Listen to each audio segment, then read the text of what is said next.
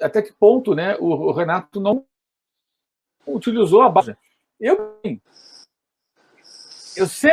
sempre vi o Grêmio como um time de força, mais do que um time de técnica. O Internacional, o primeiro grande time de futebol do Inter que eu vi nos anos 70, eu vi aquele time jogar, sou velho bastante para isso, era um time técnico. Demais.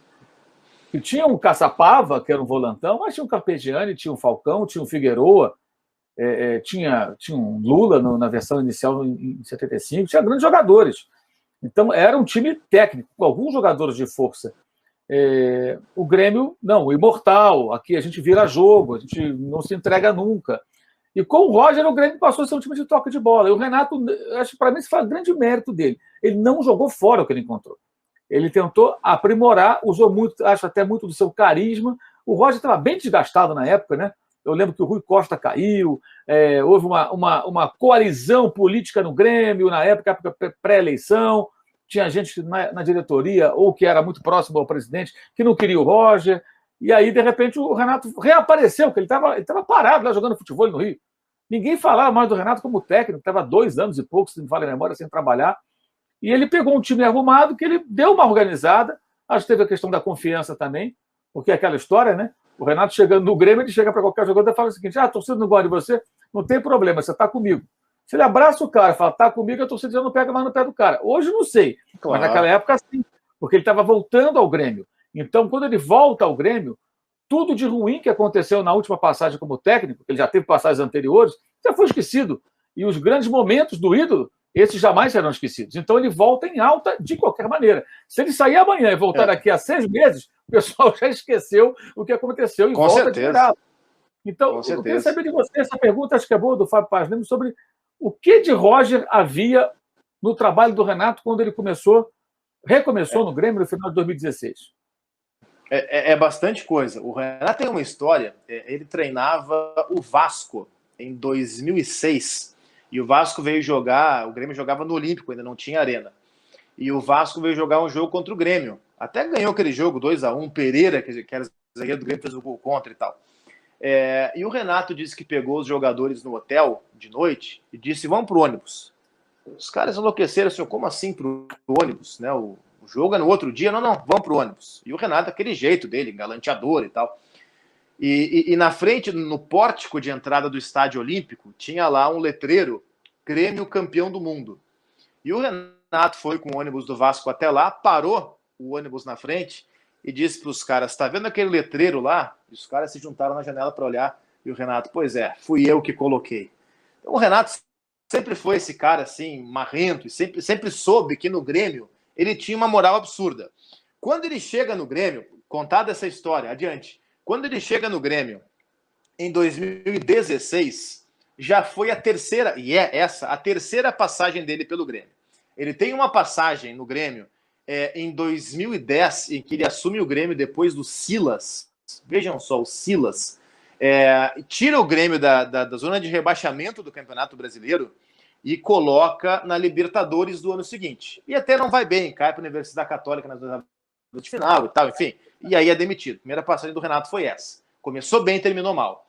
A segunda passagem é uma passagem pós-Vanderlei Luxemburgo, já na Arena, em que ele pega um Grêmio em 2013, meio desacreditado, monta o time num ferrolho inacreditável, 3 volantes, 3 zagueiros e 3 caras na frente, um lateral solto, é um time assim, ó, maluco.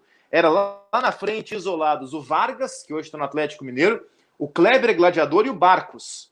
E aí no meio, o Souza, volante, aquele Souza grandão, o Ramiro, hoje no Corinthians, e o Riveiros. E lá atrás, 3 zagueiros. Tinha o Erley, Rodolfo, que até passou pelo Flamengo, e Bressan, se não me engano. Era uma coisa assim horrorosa, um time que dava balão para frente. Mas foi vice-campeão brasileiro. Então, tipo, o Renato fez um bom trabalho e saiu. Chegou no ano seguinte, acho que foi o Anderson Moreira que veio. Quando ele chega no Grêmio, para sua terceira passagem, ele chega ao Grêmio em setembro de 2016, depois de 2 anos sem trabalhar, e assina um contrato de 3 meses.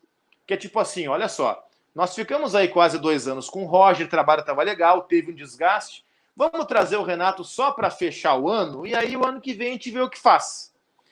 Só que nesse meio tempo, o Renato foi extremamente inteligente, e eu insisto, é por isso que eu acho que dentro do Renato, em algum lugar, perdido, existe um bom técnico. Alguém tem que achar esse bom técnico. O time do Roger era bem ajeitado, era ajeitadinho, sabia o que fazer com a bola, valorizava a posse de bola, sabia articular. Aquele time tinha 2 problemas. Primeiro problema, quando o Grêmio vendeu o Juliano, que era o meia-direita, o Roger botou na cabeça, numa teimosia extraordinária, que quem tinha que jogar ali era o Negueba. Você que está no canal deve lembrar do Negueba e sabe que o Negueba não pode ser titular de um clube de Série A de Campeonato Brasileiro. O Roger achou que podia. É claro que não podia. O Renato chega, ele fala, não, tira o Negueba. Põe o Ramiro, que é um volante de origem, um cara que marca, dá uma segurada, deixa o Ramiro ali, tá? Ele melhora aquele setor. E outro problema do Grêmio do Roger é que o Grêmio do Roger, em todo o jogo, ele tomava gol de bola aérea defensiva. O Roger tentava fazer uma marcação por zona na bola aérea, que por algum motivo não conseguia. Tem marcação por zona que é boa e que é ruim. Tem marcação por individual que é boa e que é ruim. É uma questão de encaixe, de execução. A do Roger não funcionava. O Renato entra, ele tira, se não me engano era o Erle, não lembro quem era o zagueiro, coloca o Kahneman, que era reserva com o Roger, tinha recém-chegado do Atlas do México, era reserva com o Roger, e o Kahneman faz uma dupla inacreditavelmente fantástica com o Jeromel. E aí a coisa funciona, o Grêmio começa a andar na Copa do Brasil, passeia contra o Cruzeiro na semifinal, passeia contra o Atlético e é campeão. E aí renova com o Renato. E aí o Renato, que chegou como tampão em setembro, em dezembro já era Deus.